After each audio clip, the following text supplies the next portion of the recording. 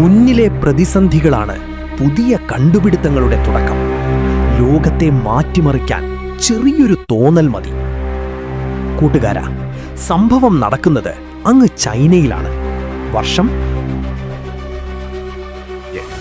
ഒരു ചെറുപ്പക്കാരൻ തന്റെ കാമുകിയെ കാണാൻ വേണ്ടി 10 മണിക്കൂറോളം നീണ്ട ട്രെയിൻ യാത്രയാണ് ഓരോ തവണയും നടത്തുന്നത്.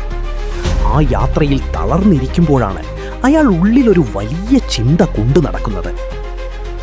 എന്തുകൊണ്ട് നമുക്ക് യാത്ര ചെയ്യാതെ തന്നെ മുഖാമുഖം കണ്ടുകൂടാ? ആരും നടക്കില്ലെന്നു പറഞ്ഞ ആ ചിന്തയെ അയാൾ പ്രാവർത്തികമാക്കുകയാണ്.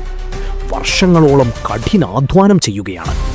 സാങ്കേതിക വിദ്യയുടെ പരിമിതികളെല്ലാം തകർത്ത് ഒരു ലളിതമായ വഴി അയാൾ തുറക്കുകയാണ്. അവസാനം ലോകം മുഴുവൻ അമ്പരന്നു നോക്കി. ആ ചെറുപ്പക്കാരൻ കെട്ടിപ്പടുക്കുന്നത് ഇന്ന് നമ്മൾ നിത്യവും ഉപയോഗിക്കുന്ന സൂമാണ്. ആ വ്യക്തിയുടെ പേര് എറിക് യുവാൻ.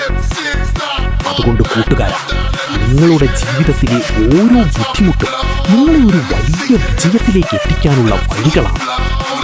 ഈ വീഡിയോ ഇഷ്ടപ്പെട്ടെങ്കിൽ കൂട്ടുകാർക്ക് കൂടി ഒന്ന് ഷെയർ ചെയ്യും.